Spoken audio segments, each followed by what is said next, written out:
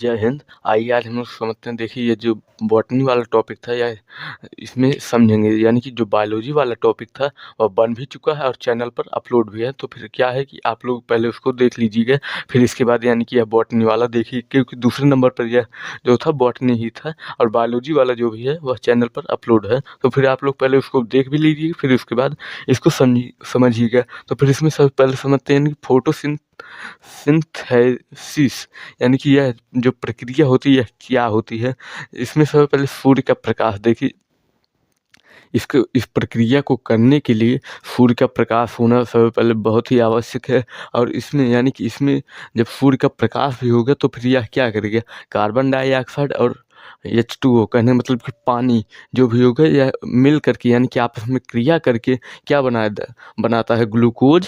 और यानी कि ऑक्सीजन को क्या करता है, बाहर निकाल भी देता है, यानी कि ऑक्सीजन को भी बनाता है। देखिए ग्लूकोज का जो भी सूत्र होता है वह होता है C6H12O6। तो फिर आप लोग यहाँ पर लिख भी सकते हैं, यानी मतलब C6H12O6, यानी कि यह जो भी है यह ग्लूकोज का ही सूत्र है। और यहाँ पर यानी कि इसके बाहर जो भी होगा, इसके बाद जो भी बनेगा वह बना भी देगा, यानी कि हमारा ऑक्सीजन।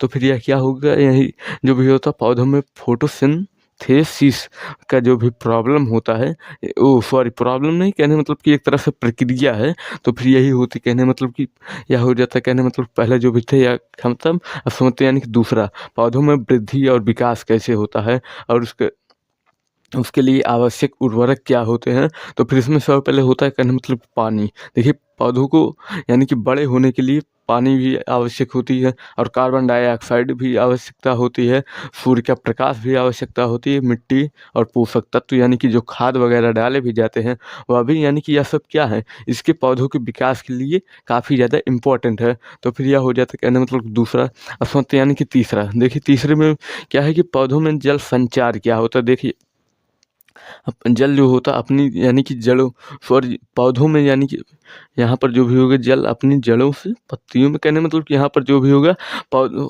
पौधे जो भी होते हैं, यानी कि यहाँ पर क्या होगा, पौधे यानी कि जल अपनी पौधों की जड़ों से, जड़े से या जड़ से पत्तियों तक, यानी कि एक ठो बहुत ही पतली पतली पाइप के द्वारा, कहने मतलब कि जुड़ा भी होता है। यानी कि आप लोग भी कभी कभार यानी कि जब लकड़ी वगैरह भी तोड़ते भी होंगे ऐसे करके, तो फिर उसमें देखे भी होंगे बहुत ही बारीक बारीक छोटा छोटा क्या होता है, छिद्र होता है। उसी के ही माध्यम से, कहने मतलब कि यह जो भी होता है जल संचार होता है। यानी कि जैसे कि हम पौधे को क्या करते हैं, पानी से यानी कि जैसे कि उसके जड़ में डालते हैं, यानी कि किसी भी से लोटा गिलास बाल्टी से जैसे ही डालते हैं वह क्या करता है, जड़ पानी को क्या करेगा, सोख लेगा। सोखने के बाद वह जड़ में यानी कि जो भी होता है मूल छोटी छोटी में बिखराव होता है। तो फिर वह क्या होते हैं, एक ठो बहुत ही पतली पतली पाइप के द्वारा जुड़े हुए होते हैं। वह सीधा समझ लीजिए कि जड़ से लेकर के जहाँ तक उसकी पत्ती होगी वहाँ तक बहुत ही पतले पतले के द्वारा जुड़े भी रहते हैं। तो फिर यह हो जाता है, कहने मतलब कि पौधों में जल संचार। देखिए यह जो भी यहाँ पर आप लोग बना भी लीजिए, यानी कि जल जो है अपने पौधों पौधे जो भी होते हैं अपनी जड़ों से यानी कि जल का संचार भी करते हैं। तो फिर इसको जो भी है थोड़ा उल्टा सीधा करके बना भी लीजिएगा। तो फिर यह हो जाता है, कहने मतलब असंत, यानी कि पौधों में पोषण प्रकार एवं उसके कार्य। देखिए पौधे जो होते हैं वह बेसिकली दो ही टाइप के होते हैं, एक ठो स्वपोषी होते हैं और एक ठो होते हैं परपोषी। स्वपोषी कहने का मतलब कि जो अपना भोजन स्वयं बनाते हैं, जैसे कि काफ़ी ज़्यादा आप लोग देख भी सकते हैं, यानी कि जो फल वगैरह वृक्ष हमको देते हैं, आम अमरूद और भी यानी कि जो भी है यह सब क्या है, यानी कि फल हमको देते हैं। तो फिर यह क्या है, स्वपोषी है। क्यों? क्योंकि यह जो है अपना भोजन स्वयं बनाते हैं।